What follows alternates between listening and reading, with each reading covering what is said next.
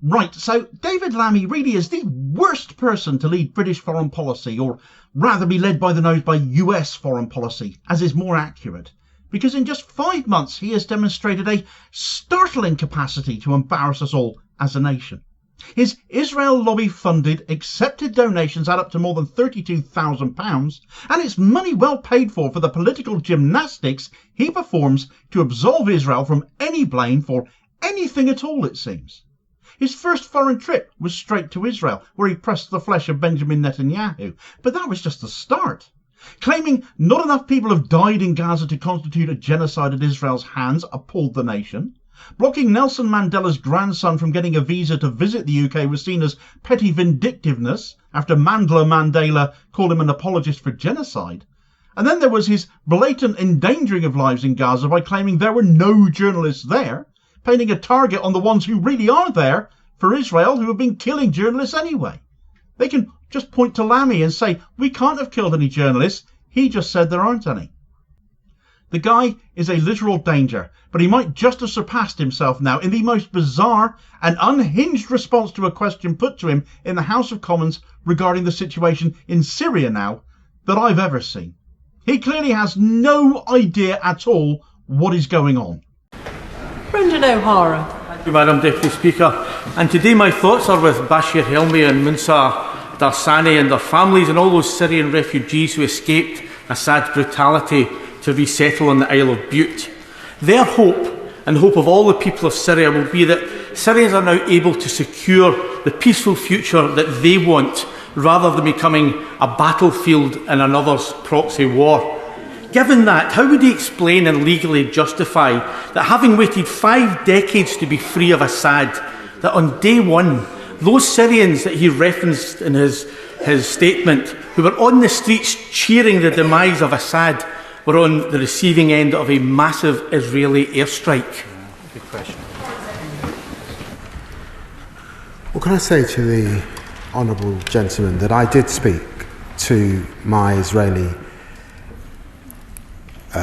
counterpart yesterday. I do think it's right to understand that there are legitimate security concerns for Israel, particularly in the context of a country that's housed ISIS and Al-Qaeda and Daesh. I wish it were as simplistic as the honourable gentleman seems to think it is. It's for all of those reasons that we want an inclusive society that supports everyone, but none of us can have truck with terrorist groups. Right, so was that not an incredulous and frankly terrifying display of ignorance there from David Lammy? Terrorists taking control of Syria has apparently been avoided, according to him. Newsflash Dave, they're now the ones in charge, mate. When are you ever going to get a grip of your brief? Politicians lie, we know that, but you do imagine behind the scenes they know the reality of what is going on. And if that is the case, then that was a stellar level of deceit being put on by Lammy there, in what can only then be described as taking the general public yet again for fools. But for those of us who keep appraised on such matters, he looks spectacularly stupid. A question put to him there by SNP MP Brendan O'Hara, who spoke about Syrian refugees having settled and living in his constituency of Argyll and Bute in Scotland, are cheered by the fall of the Assad regime, and well, they might be. Who can blame them? It was a 53-year-long oppressive regime they have every right to celebrate. O'Hara went on that the people of Syria can now secure the peaceful future that they want, and they should be able to do that, of course. But there's a small matter of who is actually in charge now. O'Hara doesn't come on to Hayat Tahrir al-Sham, or HTS, the new power in Syria, it seems, though does reference the risk of Syria becoming a battlefield for another nation's proxy war. Not naming names as such, but he does move on to Israel's strikes in Syria. Not calling it the invasion it absolutely is, but passing comment on the airstrikes on Damascus by Israel from day one of Assad's regime ending, and asks Lammy for some explanation, some legal justification for that. Since this Labour government are so far up Israel's proverbials, you can only just about see Lammy and Starmer's feet. And so surely there must be some legal precedent here. Cue one of the most deranged and degenerate responses from David Lammy I think I have ever heard. I won't lie, I swore loudly when he coughed up his response there. Surely even David Lammy isn't that stupid. But then I caught myself and remembered this guy will basically do or say anything if it benefits his position at any given moment in time. His choice of words, however, honestly do make you wonder if he isn't just completely stupid, or if he honestly believes we all are. So let's shred it, shall we? There are legitimate safety concerns for Israel in Syria now, he said. Small point here, Dave. Syria has been at war with Israel since its inception in 1948. There have always been legitimate safety concerns from Israel's perspective where it comes to Syria. Not helping that is the fact that Israel occupies Syrian territory, of course, that place called the Golan Heights, Dave, held by Israel since 1967.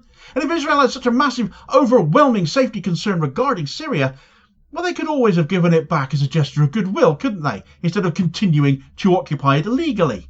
Instead, Benjamin Netanyahu just yesterday gave a mad speech saying the Golan Heights are going to be Israel's forever, as Israel are progressively moving up the Lebanese-Syria border, having now seized even more territory in Syria, amounting to some 3 times the size of the Gaza Strip, no less.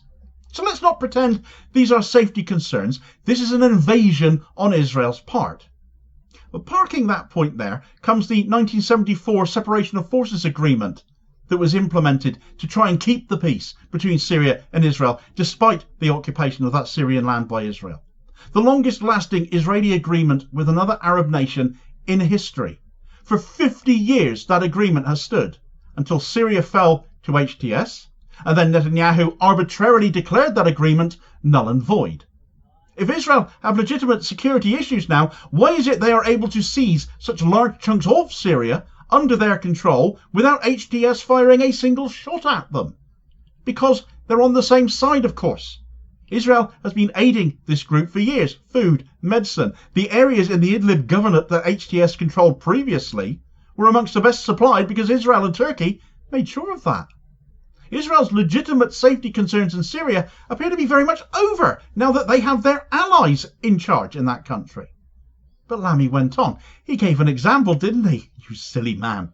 He made the claim that Israel had legitimate safety concerns because Syria under Assad was a country that housed ISIS and al-Qaeda and Daesh, which is the same thing as ISIS, Dave, you absolute muppet. Your foreign secretary, please learn your brief. It's just another name for the same organisation. It's all Islamic State. That's another name to confuse you. I'm sorry about that. But surely you must know all of this. Didn't appear that he did it? But perhaps it was all part of the performance. I wish it were simplistic, he said. Well, it's simpler than you appear to imagine it to be, but if you fessed up the simplistic truth, that'd undermine your nonsense response and pro-Israel determinations. So let's dig that pit of idiocy a bit deeper then, shall we?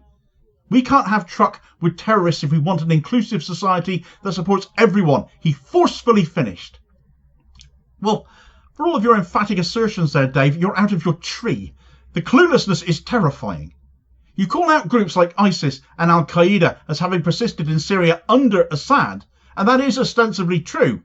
But HTS are ISIS. They are al-Qaeda. They were the ones persisting in Idlib governorate under Assad. It is those terrorist groups that you apparently cannot have truck with that are now in power in Syria.